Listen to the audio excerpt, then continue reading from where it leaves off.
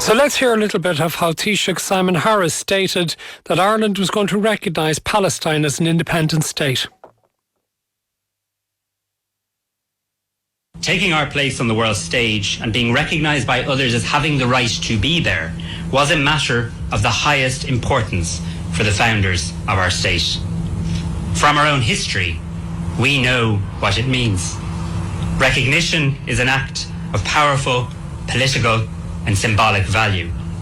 It is an expression of our view that Palestine holds and should be able to vindicate the full rights of a state, including self-determination, self-governance, territorial integrity and security, as well as recognising Palestine's own obligations under international law.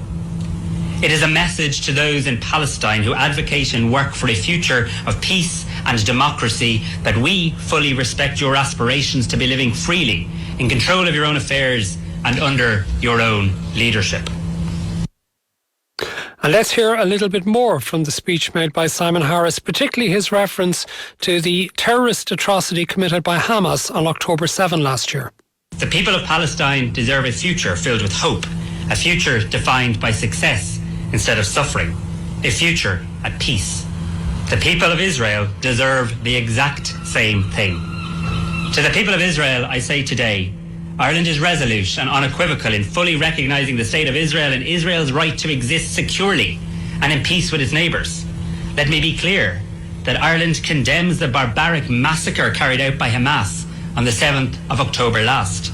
Civilians attacked, murdered, hostages taken in the most brutal and terrifying of circumstances, including a young Israeli-Irish child. We call again for all hostages to be immediately returned to the arms of their loved ones. But let me also be clear, Hamas is not the Palestinian people.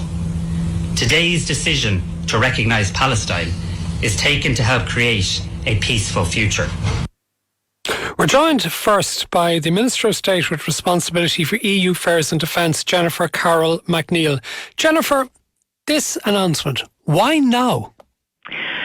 Now because we have a moment in time where we have a number of countries coming together to recognise Palestinian national self-determination, the right to a Palestinian state, and to help build towards a political solution to this terrible, terrible ongoing violence in the Middle East, to make a statement about the prominence of political solutions, to make a statement about the prominence of moderates reaching political solutions, and a statement against violence in a political process, violence in any process.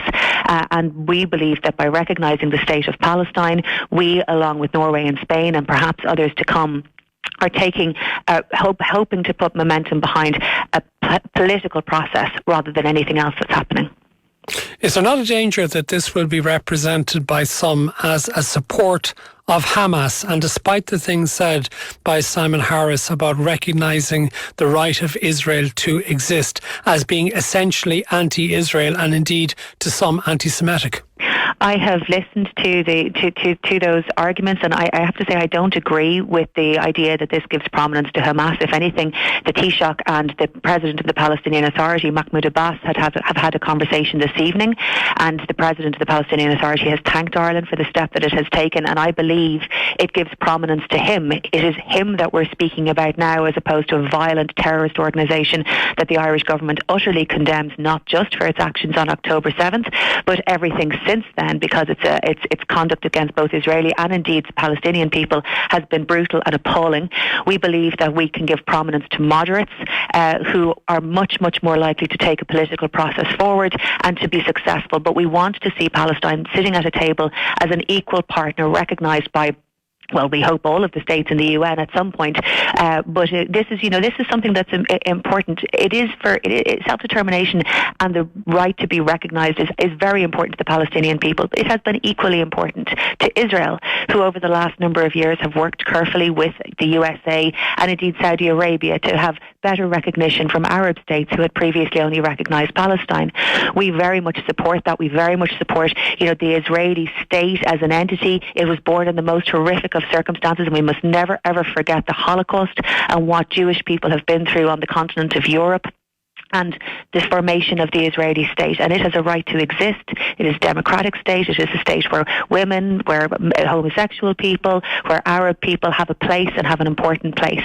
But we also recognise that we would like to see two states who can coexist, who can sit across the table and reach a political solution to have a coexistence in the future and perhaps someday a cooperation.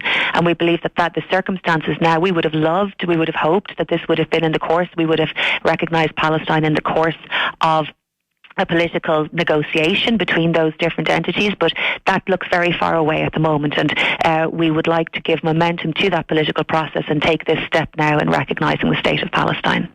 Why are Ireland and Spain outliers within the European Union in offering this recognition now?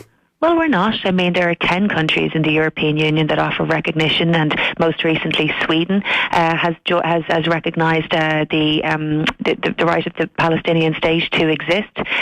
So we're not outliers, and it may be the case that there are other countries within the European Union that come towards this position. It was interesting that and important that in the vote on May the 10th in the United Nations General Assembly, 143 countries gave support to the idea of Palestine becoming a member of the UN at some point. I thought what was interesting and important was that some of the EU states who aren't at the same point that we are, but they abstained from that rather than voting against it necessarily. And every state has, the capacity to make their own determination. That is, the essence of national self-determination, of course. But we, working with Norway and Spain, are happy to make this statement today. It will be formal next week after a cabinet decision, of course. And we would hope that over the next number of weeks or months that other EU states might take a step in this direction also, as suits themselves and their own individual political pressures and processes. What boundaries of Palestine do we recognise? What we're saying is the 1967 borders, but of course what the ultimate boundaries of any of two states would or could be is a matter for negotiation between those two states. But at this time what we're saying is the 1967 boundaries. Because that would mean that an awful lot of people in Israeli settlements would need to return to Israel, wouldn't they, out of the land of Palestine? Well, that is, of course, a matter for the negotiations, and the question of refugees or settlers is an important question for both sides, but it is something for negotiation between two states sitting at a table, and it's not for me to prescribe that, from Dublin, or anybody else to prescribe that. That is a matter for two states working in a political process to negotiate themselves.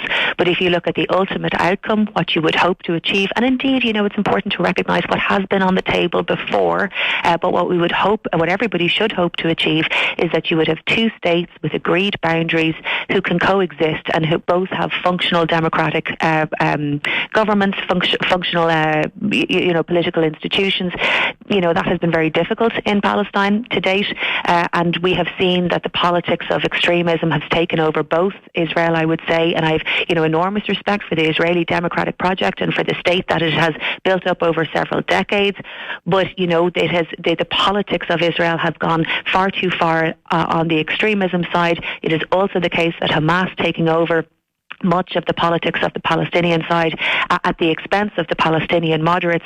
Both of those things have been real tragedies for a peace process, and we would like to give prominence to political moderates everywhere and to people who are going to come together and reach a negotiated solution that gives the opportunity for peace for the future.